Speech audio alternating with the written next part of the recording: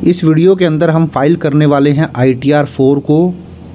अगर आप कोई बिज़नेस करते हैं और आपके जो बिज़नेस का टर्नओवर है या सेल है वो 2 करोड़ रुपए से ज़्यादा नहीं है एक फाइनेंशियल ईयर के अंदर, या फिर आप बोल सकते हैं अगर 3 करोड़ रुपए तक भी है तब भी आप ITR 4 फाइल कर सकते हैं प्रिजम्पटिव बेसिस पर सेक्शन 44 AD के तहत। बट 3 करोड़ की लिमिट के लिए एक कंडीशन ज़रूरी ये है कि आपकी जो 95% ट्रांजैक्शन है, चाहे आपने कोई परचेज़ की हो, चाहे आपने पैसा रिसीव किया हो सेल के अगेंस्ट, कोई खर्चे की पेमेंट करी हो, आपके बिज़नेस के 95% ट्रांजैक्शन, कम से कम 95% ट्रांजैक्शन डिजिटल मोड में होने चाहिए, कैश में नहीं होने चाहिए। तो उस केस में आप 3 करोड़ रुपए तक भी अगर आपने टर्नओवर है तो आप ITR 4 प्रिजम्पटिव बेसिस पर फाइल कर सकते हो। अदरवाइज़ 2 करोड़ की लिमिट तक कर सकते हो अगर 95% ट्रांजैक्शन आपके डिजिटल मोड में नहीं है। तो जब आप ये 44 AD के अंदर प्रिजम्पटिव बेसिस पर ITR फाइल करते हैं तो यहाँ पर आपको किसी भी तरीके की जो खर्चे हैं वो क्लेम नहीं होते हैं, क्योंकि यहाँ पर आप डायरेक्टली ही जो भी आपका टर्नओवर डिक्लेयर करते हैं उसका 6% आप अपना प्रॉफिट डिक्लेयर कर देते हैं। अगर कैश में आप टर्नओवर करते हैं तो, या कैश में सेल करते हैं तो उसका 8% आपको अपना प्रॉफिट दिखाना होता है। तो जो ये आपका प्रॉफिट होता है ये हम मान के चलते हैं कि आपका ये टैक्सेबल इनकम है, टैक्सेबल प्रॉफिट है, इसमें से कोई भी खर्चा आपको क्लेम नहीं होगा, क्योंकि ऑलरेडी आप 6 या 8% दिखा रहे हैं। तो चलिए अपने ITR को फाइल करते हैं इसके लिए। तो सबसे पहले तो आपको जो पर्सनल इन्फॉर्मेशन है उसके ऊपर क्लिक कर देना। देखिए जैसे ही आप पर्सनल इन्फॉर्मेशन पे क्लिक करेंगे सबसे पहले आपको प्रोफाइल नज़र आएगा, कॉन्टैक्ट नज़र आएगा। थोड़ा सा आप नीचे आएंगे आपको नेचर ऑफ एम्प्लॉयमेंट नज़र आ जाएगा। तो यहाँ पर आप सेंट्रल गवर्नमेंट एम्प्लॉई हैं, स्टेट गवर्नमेंट एम्प्लॉई हैं। देखिए ITR 4 आप अगर सैलरीड पर्सन है तब भी फाइल कर सकते हैं, ध्यान रखें। तो यहाँ नीचे आए आप, अब आपको तो बिज़नेस की इनकम दिखानी है तो आपको इसमें से कोई भी ऑप्शन चूज़ नहीं करना है। आपको यहाँ पर नॉट एप्लीकेबल वाला ऑप्शन चूज़ कर लेना है, means family pension etcetera. Means not applicable का मतलब ये है कि आप किसी भी तरीके की एम्प्लॉय नहीं है, कहीं पर भी एम्प्लॉय नहीं है, ना ही प्राइवेट लिमिटेड कंपनी में, ना ही पब्लिक लिमिटेड कंपनी में, ना ही कोई सरकारी, ना ही कोई पेंशनर। तो आप थोड़ा नीचे आ जाएं, सेक्शन 139(1) में आपकी ITR फाइल होगी। अब देखिए बहुत ही इंपॉर्टेंट है यहाँ पर, have you filed form 10 IEA with in due date for any earlier assessment year for choosing old tax regime. तो देखिए फॉर्म 10 IEA फाइल करना पड़ता है ओल्ड टैक्स रिजीम को चूज़ करने के लिए। अगर आपने किया था तो आप येस करेंगे, बट जिस साल में आपने किया था यहाँ पे आप उस ईयर का इस ईयर का आप जो है, जैसे असेसमेंट 25-26 आपका लास्ट ईयर हो गया तो उसका एक्नॉलेजमेंट नंबर आपको देना पड़ेगा। अगर किया है तो आप इसको यस करें और यहाँ पे एक्नॉलेजमेंट नंबर फिल करें, नहीं किया तो आप इसको नो कर दें। फर्दर एक ऑप्शन आपसे और पूछता है, have you furnished 10 IEA with in due date for current assessment year. जो अभी आप ITR फाइल करना चाहते हैं, क्या इसके लिए भी आपको 10 IEA फाइल किया है? तो अगर आपने ओल्ड टैक्स में ITR फाइल करनी है तो आपको यस करना पड़ेगा, और यहाँ पर जो फॉर्म फिल किया होगा उसकी डेट ऑफ फिल और यहाँ एक्नॉलेजमेंट नंबर देना होगा। तो फॉर्म 10 IEA कैसे फाइल कर सकते हैं उसके ऊपर भी ऑलरेडी मैंने डिटेल्ड वीडियो बनाया है, वीडियो का लिंक आपको नीचे डिस्क्रिप्शन में मिल जाएगा, आप जाएं और देख लें। तो मैं इसको भी नो कर देता हूँ। इसका मतलब ये है कि मैंने जो ITR है वो न्यू टैक्स रिजीम में फाइल करनी है, ओल्ड में नहीं करनी है। तो जो दोनों जगह नो हो गया, इसका मतलब आपका न्यू टैक्स रिजीम हो गया। या यहाँ पर येस होता, आप यहाँ पे एक्नॉलेजमेंट नंबर फिल करते और यहाँ पर नो कर देते, तब भी आपकी न्यू टैक्स रिजीम में ही ITR फाइल होनी थी, क्योंकि आप फॉर्म 10 ये फाइल नहीं कर रहे हैं। तो आप इसको नो कर दीजिए, इसको भी नो कर दीजिए। तो ये न्यू टैक्स रिजीम हो गया। अब थोड़ा नीचे आए, नीचे आने के बाद देखिए नो है, बैंक डिटेल अपनी चेक करें, बैंक डिटेल वैलिडेटेड होनी चाहिए और इसको कंफर्म कर दें। इस तरीके से आपकी जो फर्स्ट डिटेल है देखिए वो कंफर्म हो जाएगी। तो ये देखें आपकी जो फर्स्ट डिटेल है, पर्सनल इन्फॉर्मेशन, वो कंफर्म हो चुकी है। अब आपको ग्रॉस टोटल इनकम के ऊपर क्लिक कर देना है। अब यहाँ पे आप ओके कर दें। ओके करने के बाद देखिए अब आप देखें यहाँ पर आपको ऑप्शन नज़र आएंगे। सबसे पहले आपको इनकम फ्रॉम बिजनेस और प्रोफेशन दिखानी है।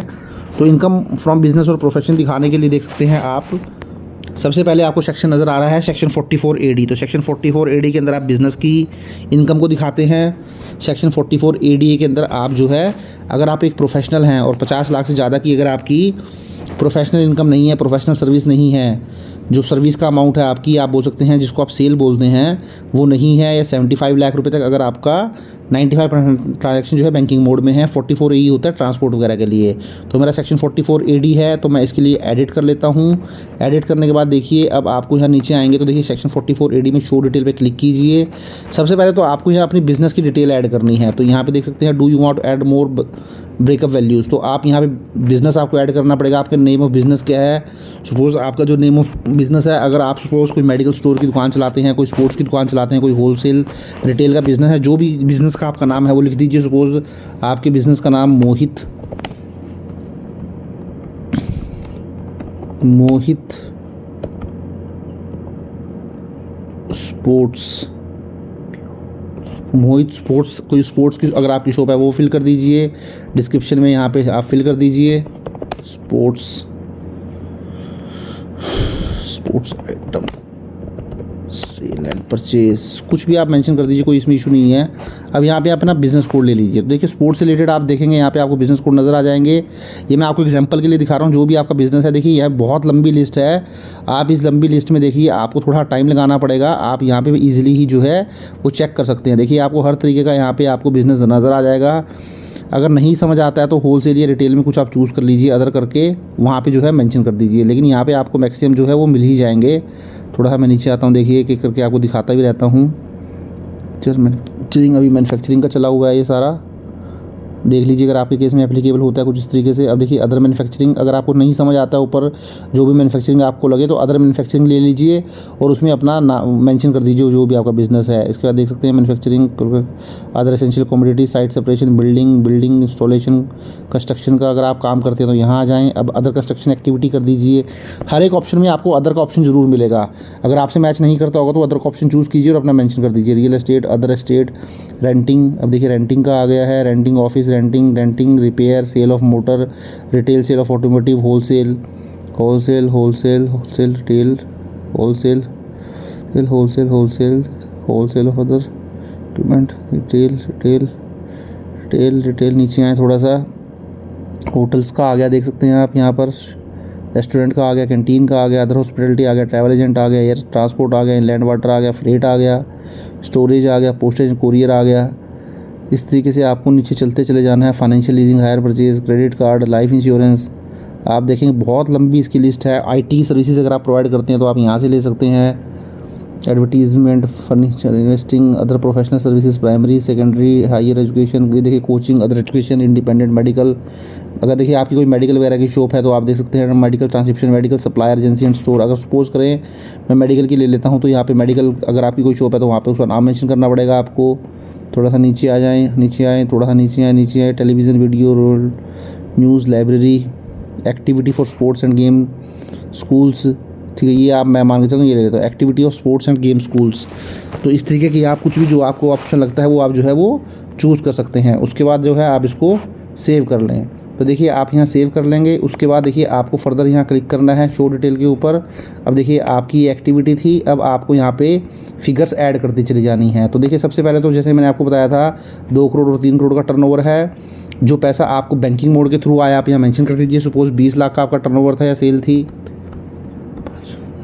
आप मेंशन कर दीजिए यहाँ पे। सपोज मान के चलता हूँ मैं 1 करोड़ था, 3 4 5 6 7, 1 करोड़ रुपए की आपकी ये थी। कैश में सपोज आपको 5 लाख पूरे साल में मिला, 5 लाख रुपीज़ आपको जो है कैश में मिला, 1 करोड़ आपको वो मिला। अब देखिए जो आपको बैंकिंग मोड में मिला है उसका आपको 6% और which you have earn which ever is higher आपको दिखाना है। लेकिन देखिए यहाँ पे एक बात देखें, 6% आपको मिनिमम दिखाना है।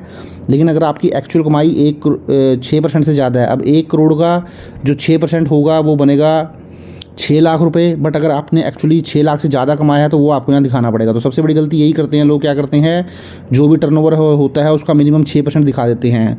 तो अगर आपने एक्चुअल में ज़्यादा कमाया तो आप ज़्यादा ही दिखाएं। तो सपोज़ आपने 6.5 लाख रुपये कमाया है तो मैं यहाँ पे 6.5 लाख रुपये दिखा देता हूँ। तो करीब करीब 5 लाख देख लीजिए, 5 लाख का है तो इसका आपको मिनिमम 8% दिखाना पड़ेगा कैश में। तो यहाँ पे भी मैं 50,000 रुपीज़ यहाँ पर दिखा देता हूँ। तो इस तरीके से मेरी जो इनकम हो गई वो 7 लाख रुपए की इनकम हो गई।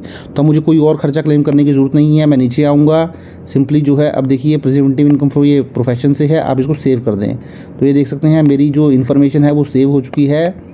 आप देख सकते हैं 7 लाख रुपए की मेरी इनकम सेव हो चुकी है। सैलरी वगैरह में कुछ आएगा नहीं। हाउस प्रॉपर्टी अगर आपकी कुछ है तो आप मेंशन कर दीजिए, कोई रेंटल वगैरह की इनकम है। इनकम फ्रॉम अदर सोर्सेज से अगर आपकी कोई इंटरेस्ट वगैरह की इनकम है, एफडी से डिविडेंड है या फिर सेविंग से इंटरेस्ट की इनकम है तो आप ऐड अदर पे क्लिक करके अपने ऑप्शन चूज़ करके यहाँ पे अपनी इनकम फ्रॉम अदर सोर्सेज भी दिखा दें। अब इसको कन्फर्म कर दें तो देखिए आपका ये टैब जो है वो कन्फर्म हो जाएगा। उसके बाद आप देखिए डिस्क्लोजर ऑफ एग्जम्प्टेड इनकम, अगर कोई आपकी एग्जम्प्टेड इनकम है तो वो भी दिखा सकते हैं। यहाँ पे सबसे पहले आपको ये फाइनेंशियल पर्टिकुलर देने ज़रूरी हैं कि आपकी एसेट्स वगैरह क्या हैं। कोई अगर सिक्योर्ड लोन आपने लिया हुआ है इस बिज़नेस के लिए, कोई इनसिक्योर्ड लोन सुबह दोस्तों वगैरह से आपने उधार ले लिया, रिश्तेदारों से उधार ले लिया, 40,000 रुपये का अनसिक्योर्ड लोन है, वो आप यहाँ मेंशन कर दीजिए। सिमिलरली आप यहाँ पे कोई सन्ड्री क्रेडिटर है, क्योंकि कोई बिज़नेस करते हैं, कोई उधारी भी आपकी होगी, उधार पे आपने माल बेचा होगा, सपोज़ 50,000 आपको यहाँ 31 मार्च, ये जो बैलेंस आपको दिखाना है ये 31 मार्च 2026 का बैलेंस दिखाना, आप ध्यान रखें। 31 मार्च 2026 की जो सिचुएशन है आपकी, इसको मैं एडजस्ट कर लेता हूँ। हाँ, 31 मार्च 2026 की जो सिचुएशन है, अब थोड़ा नीचे आएँ, उसके बाद देख सकते हैं कोई फिक्स्ड एसेट आपने रखी हुई है इस बिज़नेस के लिए, वो मेंशन कर दें। कोई इन्वेस्टमेंट आपने कर रखी है, इन्वेंट्री होगी सपोज़ आपके पास 10,000, मैं मान के चलता हूँ इन्वेंट्री आपने कैरी कर रखी है, सपोज़ करें 5 लाख रुपए की, 5 लाख रुपए की आपने इन्वेंट्री कैरी कर रखी है। अब थोड़ा नीचे आए, डेटर हैं, आपने किसी से पैसा लेना है तो उधारी में सपोज़ आपको 1 लाख रुपए उधारी का पैसा भी लेना है किसी से। 31 मार्च में जो बैंक में आपका बैलेंस था, आप अपनी बैंक स्टेटमेंट में 31 मार्च 2026 में अपना बैंक बैलेंस जरूर चेक कर लें। सपोज़ वहाँ पर 1,20,000 था, वो मैं मेंशन कर देता हूँ, 1,20,000 रुपये कैश इन हैंड कुछ आपके पास पड़ा होगा, 30-40,000 रुपये जो भी आपके पास पड़ा है वो मेंशन कर दें। इस तरीके से ये इन्फॉर्मेशन आप मेंशन कर दें, देख लीजिए जो भी आपके ऊपर एप्लीकेबल होती है और इसको आप सेव कर दें। तो इस तरीके से यह इन्फॉर्मेशन आपकी सारी सेव हो जाएगी। देख सकते हैं आप सारी इन्फॉर्मेशन सेव हो चुकी है। थोड़ा सा नीचे आएँ, अब देखिए information regarding turnover gross receipt reported for GST. अगर आपने जीएसटी का रजिस्ट्रेशन ले रखा है तो देखिए जीएसटी के रजिस्ट्रेशन के अंदर आपको ये ध्यान रखना है कि यहाँ पर information regarding turnover gross receipt reported for GST, तो जीएसटी में रिपोर्ट करने के लिए आपका जो टर्नओवर है वो आपको मेंशन करना है। यहाँ ध्यान रखें जो जीएसटी की रिटर्न अगर आप फाइल करते हैं तो ये फिगर आपकी जो है वो मैच होनी चाहिए। जब आप ऐड अंदर पे क्लिक करेंगे यहाँ पे आपको जीएसटी नंबर मेंशन करना पड़ेगा, annual value of outward supply as per GST return file, जो पूरे साल में आपने जीएसटी की रिटर्न फाइल की हैं वो आपको यहाँ पर जो है टर्नओवर जो है वो मेंशन कर देना। बट ध्यान रखिए जो टर्नओवर आपने ऊपर दिखाया है जहाँ मैंने 6% और 8% की कैलकुलेशन करी थी उस टर्नओवर से ज़रूर मैच करें, अदरवाइज़ आपको नोटिस आने के चांस रहेंगे। अब ये भी मैं देखिए सेव कर चुका हूँ, ये भी मेरी फिगर सेव हो चुकी है। उसके अलावा लॉन्ग टर्म कैपिटल गेन, अगर कोई शेयर आपने सेल किए हैं, equity oriented mutual fund sell किए हैं, इक्विटी शेयर सेल किए हैं, अगर आपका प्रॉफिट 1,25,000 से कम है तो वो भी यहाँ मेंशन कर दें आप और इसको सेव कर ले। तो इस तरीके से इन्फॉर्मेशन आपकी सेव हो जाएगी। देखिए उसके बाद देखिए नीचे आएंगे आप, total deduction, new tax regime में कोई डिडक्शन ज़्यादा आपको मिलती नहीं है, आप इसको कंफर्म कर दें। अगर ओल्ड टैक्स रिजीम में आप हैं तो आप जो है इन्फॉर्मेशन ले सकते हैं, आप इसको इग्नोर कर दें इन्फॉर्मेशन को। उसके बाद देखिए टैक्सेस पेड पे आएंगे, टैक्सेस पेड पे अगर आपका कोई टीडीएस वगैरह कटा हो तो आपको यहाँ नज़र आ जाएगा।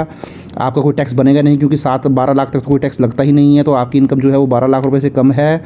अब नीचे आएँ और इसको भी कंफर्म कर दें। तो इस तरीके से देखिए आपके सारे टैब कंफर्म हो चुके हैं। अब इसको प्रोसीड टू वेरिफिकेशन करके अपनी आईटीआर को सबमिट करवा दें। तो इस तरीके से आप ITR 4 फाइल कर सकते हैं। आई होप आपको वीडियो अच्छा लगा होगा। वीडियो अच्छा लगा तो लाइक करें, शेयर करें और चैनल पर फर्स्ट टाइम विजिट किया है चैनल को जरूर सब्सक्राइब कर लें। Thank you very much.